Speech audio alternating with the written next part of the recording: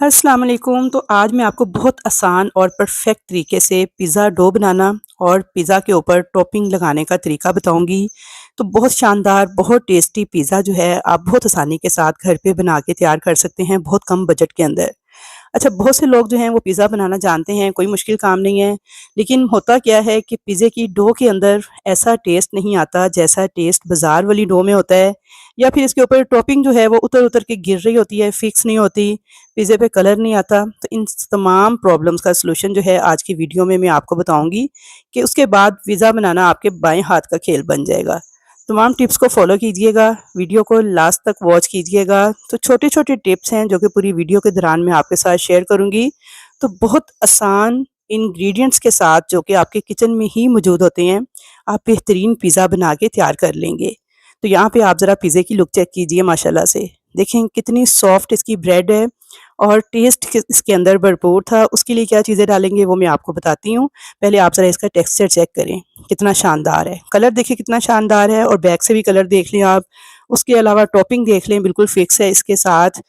तो चलिए जी, recipe start करते हैं कि एक परफेक्ट पिज़्ज़ा जो है वो आप घर पे बहुत आसान तरीके के साथ किस तरह से बना सकते हैं, और 1 किलो मैदे से कितने पिज़्ज़े बनेंगे, और अगर डो बच जाए तो उसे आपने फ्रिज में स्टोर कैसे करना है। और जिनके पास ओवन नहीं है तो उनको मैं कुछ ऐसी टेक्निक्स बताऊंगी कि पतीले में भी आप इसे बहुत अच्छे तरीके से बेक कर सकते हैं।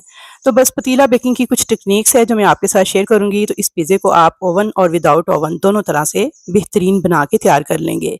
तो सबसे पहले मैंने लिया था 1 कप हल्का सा नीम गर्म दूध। इसके अंदर 2 टेबल स्पून डाल दी थी चीनी। अच्छा, नॉर्मल चीनी भी डाल सकते हैं, मेरे पास पीसी हुई थी, मैंने वो डाल दी है।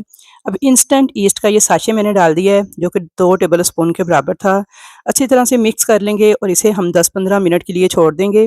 अच्छा, मैं सैफ़ का जो इंस्टेंट ईस्ट है वो यूज़ करती हूँ, लेकिन वो मेरा ख़त्म हुआ था तो मैंने ये साशे मँगवाया था। अब मुझे डाउट था पता नहीं ये ठीक है अभी कि नहीं। तो मैं इसका ये टेस्ट करने के लिए इसको पहले इस तरह से अच्छे से मिक्स करके ना हल्के से नीम गर्म दूध के अंदर इसे 10-15 मिनट के लिए छोड़ दूँगी। इससे क्या होगा, मुझे पता चल जाएगा ये ईस्ट जो है ये एक्टिवेट होगा तो मैं यूज़ करूँगी, अगर नहीं होगा तो मेरी बाकी चीज़ें वेस्ट होने से बच जाएँगी। यहाँ पे मैंने 1 किलो मैदा लिया था छान के, जो कि 8 कप के बराबर था। इसके अंदर सबसे पहले डाल देंगे जनाब ये ईका पाउडर 10 ग्राम, जो कि 2.5 टीस्पून के बराबर है। नमक डाल देंगे 1 टेबल स्पून, और इसमें डाल देंगे ड्राई मिल्क, नीडो का मैं डाल रही हूँ 4 टेबल स्पून के बराबर। तो यहाँ पे मैं ग्राम्स और टेबल स्पून, टीस्पून रेसिपी हर तरह से आपको लिख के देती जा रही हूँ, ताकि जो जिस तरह भी फॉलो करना चाह रहा है ना, जिसे जैसे भी आसानी है वो फॉलो कर सके इजीली। क्योंकि हर किसी के पास ग्राम स्केल नहीं होता, तो इसलिए मैंने साथ टीस्पून और टेबल स्पून भी मेंशन कर दिए। तो यहाँ पे देखें तकरीबन 10 मिनट मैंने इसे छोड़ा था, और अब देखें कितना अच्छा ये फूल गया है। इसका मतलब है हमारा जो ईस्ट है ना ये एक्टिवेट हो चुका है। तो और अगर ये डेड होता तो इसने फूलना नहीं था, पानी की तरह नीचे ही बैठे रहना था। अब इसके अंदर डाल देंगे 2 अदद अंडे, और साथ में कुकिंग ऑयल डाल दूंगी आधा कप। अच्छा, आप दूध की जगह पे हल्का सा नीम गर्म पानी डाल के भी ईस्ट को चेक कर सकते हैं। तो अब इस सारे मटेरियल को उठाएंगे और डाल देंगे जनाब इस मैदे के अंदर, और इसे आपने बिल्कुल ऐसे ही डो की तरह इकट्ठा कर लेना है, जैसे हम आटा जुनसा है उसकी डो को इकट्ठा करते हैं रोटी पकाने के लिए।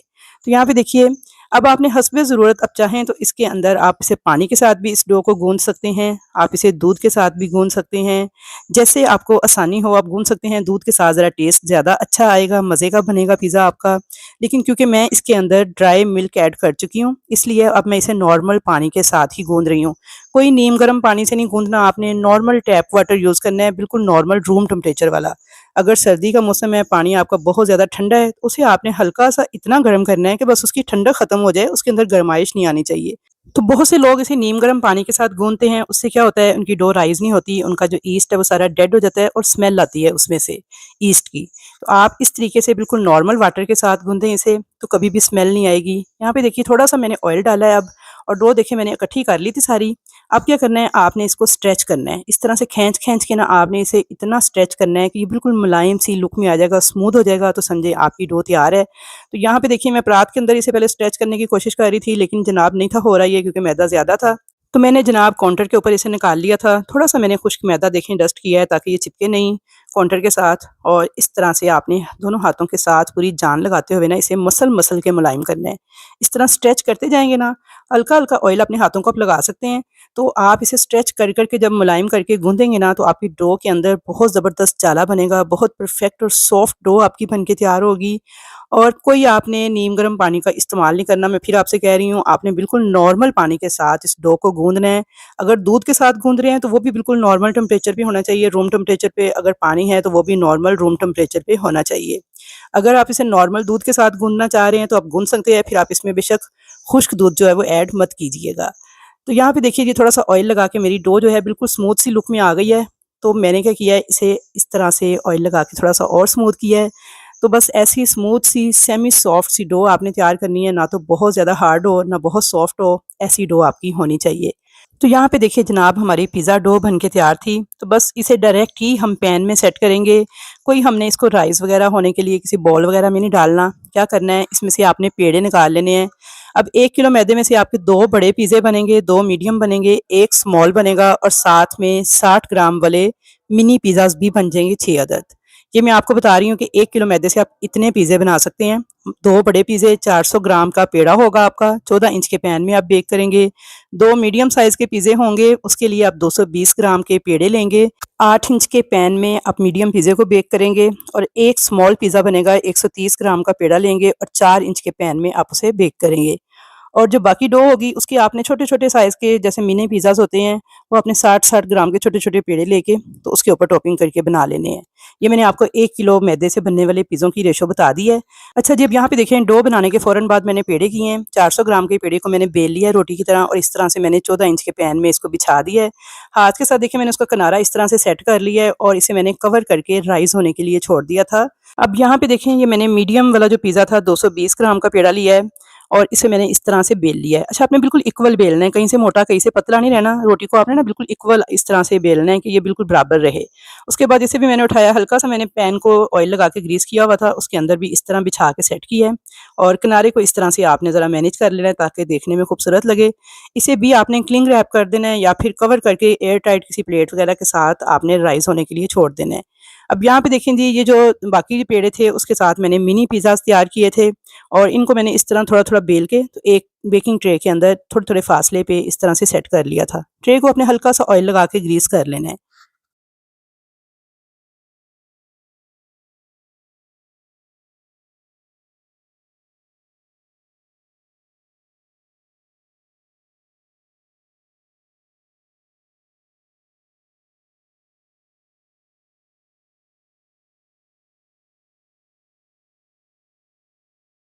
अभी मैं आपको दिखाती हूँ।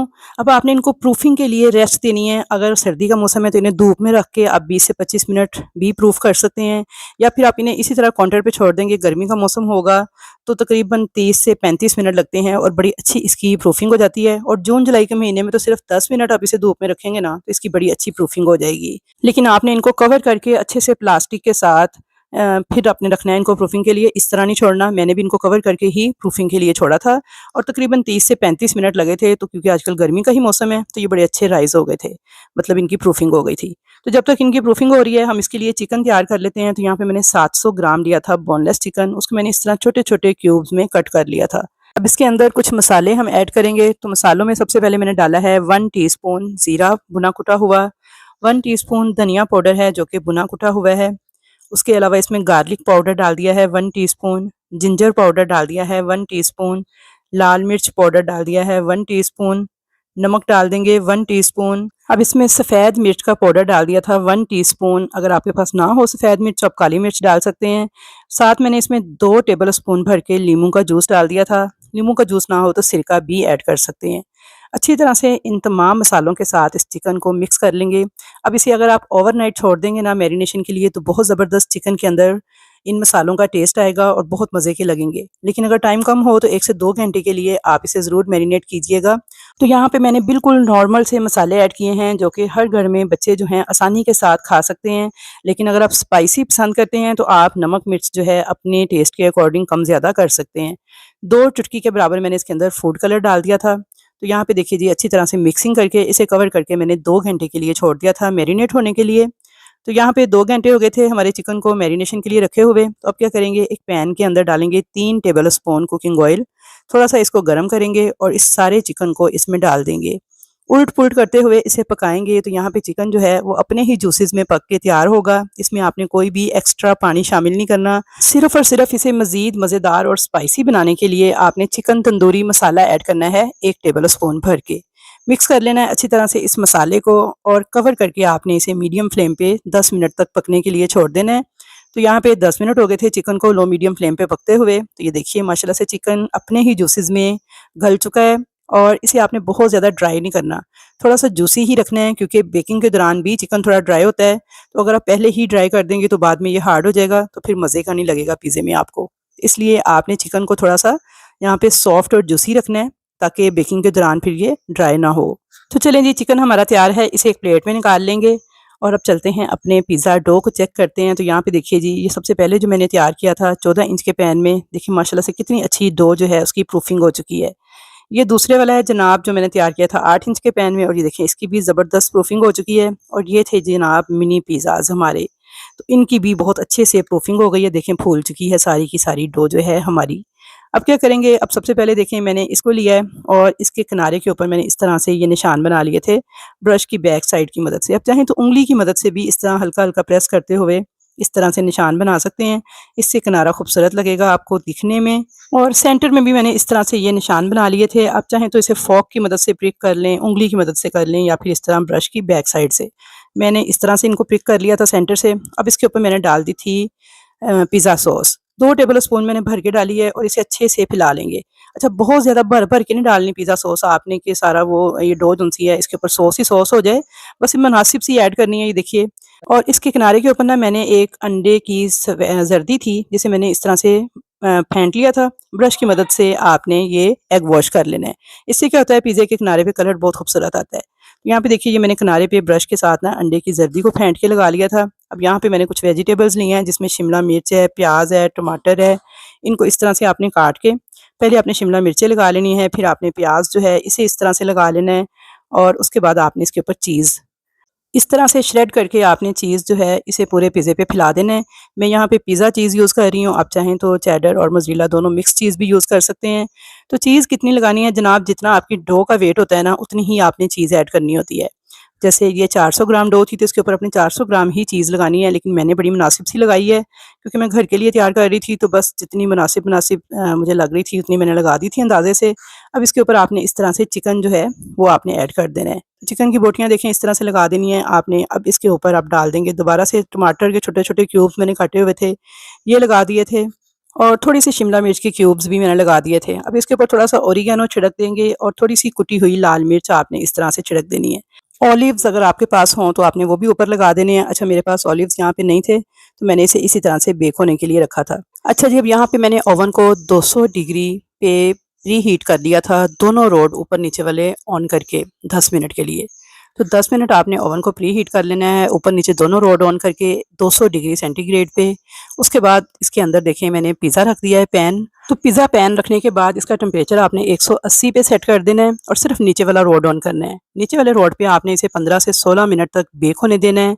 15 से 16 मिनट के बाद जब आप देखेंगे ना तो आपको देखने से ही अंदाज़ा हो जाएगा कि आपका जो पिज़्ज़ा है ना वो राइज़ हो रहा है, खुशबू भी आना स्टार्ट हो जाती है। अब चाहें तो चम्मच की मदद से एक साइड से उठा के थोड़ा-सा चेक भी कर सकते हैं नीचे से। कलर से ही आपको पता चल जाएगा कि हमारा जो पिज़्ज़ा है ना ये राइज़ हो चुका है, डन हो चुका है। उसके बाद आपने क्या करना है, इसका नीचे वाला रोड कर देना है ऑफ और ऊपर वाला रोड ऑन कर देना है। तो 3 से 4 मिनट आपने इसका जो ऊपर वाला रोड ऑन करके इसको कलर दे लेना है और कलर देते वक़्त आपने जब ऊपर वाला रोड ऑन करना है तो आपने थोड़ा टेम्परेचर भी ज़्यादा कर लेना है, यानी इसे दोबारा से 200 डिग्री पे आपने सेट कर देना है। तो बहुत प्यारा सा कलर 3 से 4 मिनट के अंदर आपके पिज़्ज़े के ऊपर आ जाएगा। बाकी आप अपने ओवन के हिसाब से इस सेटिंग को एडजस्ट कर सकते हैं। यहाँ पे देखिए जो मिनी पिज़्ज़ाज़ थे इसके ऊपर भी मैंने इस तरह से इनका किनारा सेट कर लिया था, फ़ोर्क के साथ इनको प्रिक कर लिया था। अब इसके किनारे पे भी मैंने एग वॉश कर दिया था और इसके ऊपर मैं टॉपिंग वगैरह लगा रही हूँ। अब मैं आपको गाइड कर दूँ पतीला बेकिंग के बारे में। तो जैसा कि आप मेरी स्टार्ट वाली बहुत सारी वीडियोज़ में देख चुके हैं कि मैंने सारे के सारे केक्स आपको पतीला में ही बनाना सिखाए थे। मैंने तकरीबन 1.5 से 2 साल तक पतीला बेकिंग की है, प्रोफ़ेशनली भी और घर पे भी। तो मैंने ओवन, चिकन ब्रेड, केक्स ये सब कुछ पतीले में बना के तैयार किया था, जो कि बहुत ज़बरदस्त बन के तैयार हो जाता है। पतीला बेकिंग के अंदर जिस चीज़ का आपको ख़ास ख़्याल रखना होता है ना, वो होता है सिर्फ़ टेम्परेचर को आपने समझना होता है कि आपने टेम्परेचर को किस तरह से हैंडल करना है, तो पतीला में भी बेकिंग बहुत अच्छी हो जाती है, केक्स की भी, चिकन ब्रेड की भी, पिज़्ज़ाज़ की भी, बन्स की भी। सिर्फ़ और सिर्फ़ क्या मसला आता है कि कलर इतना ज़्यादा शार्प नहीं आता, इतना अच्छा अट्रैक्टिव कलर नहीं आता जैसे ओवन में आता है। तो उसके लिए आपने ये करना है कि जो अंडे की सफ़ेदी ये ज़र्दी जो थी ना जिसके अंदर आपने दूध मिक्स करके एग वॉश करना है, इसके अंदर आपने 2 से 3 चुटकी ज़र्दा रंग डाल लेना है और फिर आपने इस तरह से एग वॉश कर देना है किनारे के ऊपर। पिज़्ज़ा बनाने के लिए आपको बता रही हूँ पतीले में कि आपने अंडे की ज़र्दी के अंदर थोड़ा ज़र्दा रंग मिक्स करके थोड़ा-सा दूध डाल के इसको मिक्स करना है। उसके बाद आपने इसे इस तरह से एग वॉश कर लेना है किनारे पे। बाकी सारी टॉपिंग आपने सेम उसी तरह करनी है जैसे मैंने बताई है। और अब पतीला के लिए कुछ हदायतें सुन लें बड़े गौर के साथ। अगर आप इस तरीके से पतीले में पिज़्ज़ा बेक करेंगे तो कभी भी आपकी रेसिपी फेल नहीं होगी, परफेक्ट पिज़्ज़ा आपका बन के तैयार हो जाएगा। तो चलें जी, अगर आपने पिज़्ज़े को पतीले में बेक करना है तो आपने एक बड़े साइज़ का पतीला लेना है जिसके अंदर आपकी पिज़्ज़ा ट्रे जो है आसानी के साथ आ जाए। साइज़ आपने चेक कर लेना है। अब पतीला वो लेना है जिसमें मोल्ड रखने के बाद, यानी जाली के ऊपर पिज़्ज़ा ट्रे रखने के बाद ऊपर और नीचे से बराबर फासला होना चाहिए आपके पिज़्ज़ा की ट्रे का। ढक्कन से भी उतना ही फासला हो जितना नीचे बेस के साथ फासला है। दरमियान में आपकी ट्रे आनी चाहिए। आपने इस किस्म का जाली के ऊपर रैक या स्टैंड इस्तेमाल करना है। फिर उसके ऊपर आपने पिज़्ज़ा ट्रे रखनी है। 25 मिनट तक आपने तेज़ आँच पे कवर करके पतीले को छोड़ देना है प्री हीट होने के लिए। पूरे घड़ी से टाइम देख के आपने 25 मिनट फुल आँच पे पतीले को प्री हीट करना है।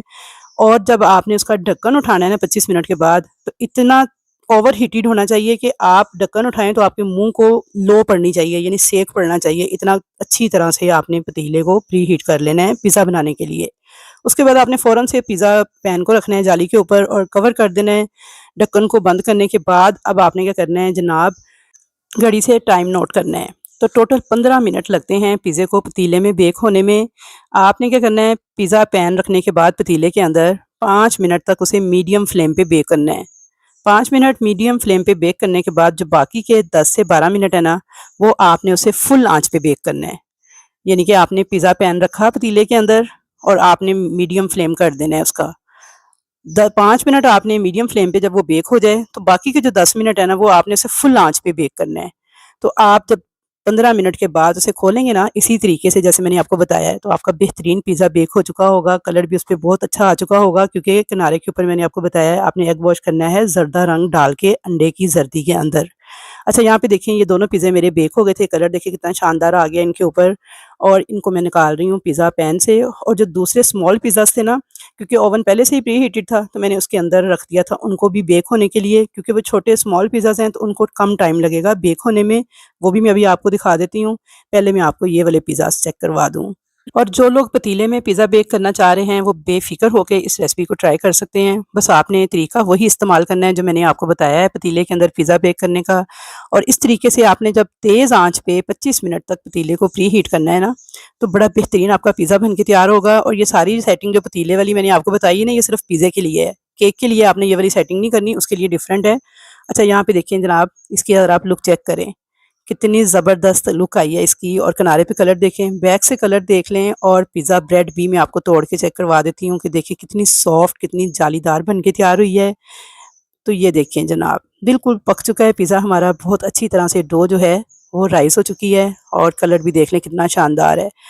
तो आई होप कि आज की रेसिपी आपके लिए काफ़ी हेल्पफुल रहेगी। आपके लिए पिज़्ज़ा बनाना अब बहुत आसान काम हो जाएगा और आप 1 किलो मैदे के साथ इतने ढेर सारे पिज़्ज़े घर पे बना के आराम से पिज़्ज़ा पार्टी एंजॉय कर सकते हैं। तो अब अगर आपकी पिज़्ज़ा डो बच जाए, आपका पिज़्ज़ा बनाने का मूड ना हो, तो उसे आपने सेव कैसे करना है? आपने क्या करना है, उस डो के पेड़े बना लेने हैं अपने पैन के साइज़ के हिसाब से।